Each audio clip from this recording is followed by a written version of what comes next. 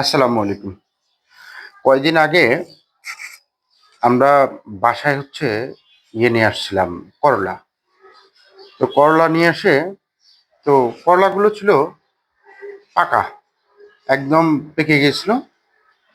তো পরে কাটতে গিয়ে দেখলাম যে পাকা যেহেতু করলা, আর আমার ওয়াইফ যেহেতু বাসার বারান্দাতে বিভিন্ন গাছপালা করে, যেমন আপনার ওইটার নাম কি, পুঁই শাক করেছে, আলুর শাক করেছিল, আরো গাছপালা আছে। তো করলা লাগিয়ে দেখি আসলেই কেমন হয়। তো যে কথা সেই কাজ, করলার বিচিগুলো একটা টবের ভিতরে লাগিয়ে দিয়েছি, একটা বালতির ভিতরে। তো সেখানে লাগিয়ে কিছুদিন পরে আমরা ভাবিনি যে আসলে গাছ উঠবে। তো ফাইনালি কিন্তু গাছ উঠে গেছে। তো গাছ উঠে যাওয়ার পরে আমি যেটা করেছি, নেড়ে আর কি অন্য জায়গায়, আমার ওয়াইফ তো বাসায় নেই, সে আমাকে বলছে, পরামর্শ দিছে যে অন্য জায়গায় উঠিয়ে লাগানোর জন্য। তা আমি লাগিয়েছি, কিন্তু যেটা হয়েছে আপনারা একটু দেখেন। তো আমি মোটামুটি এই অবস্থায় লাগিয়েছি, দেখতে পাচ্ছেন এটা করলা গাছ, এই অবস্থায় লাগিয়েছি।